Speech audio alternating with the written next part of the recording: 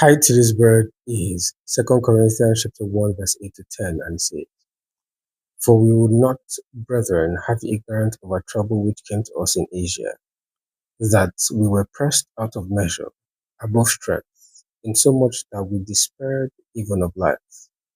But we had the sentence of death in ourselves, that we should not trust in ourselves, but in God who raises the dead, who delivered us from so great a death, and does deliver, in whom we trust that he will yet deliver us.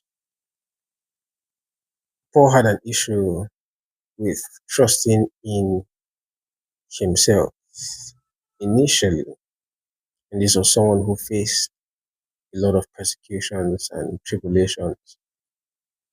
So, in this particular case, he was pressed out of measure, he was burdened beyond measure, above his strength, and that's because he trusted in himself, in his strength.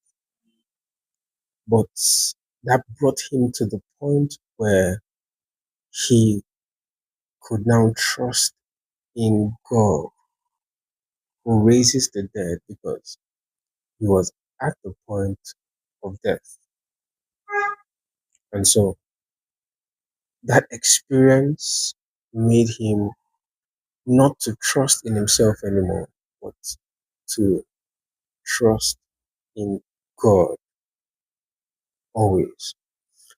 And that's how we have to see it, that we can't do life in our strength.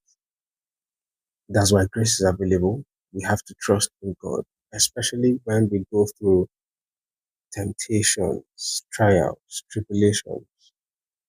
We have to trust in God because He's trustworthy and He is faithful.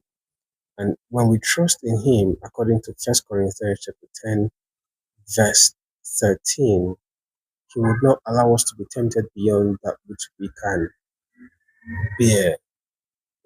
With the temptation, He will make a way out so that we will endure it without yielding and overcome the temptation with joy.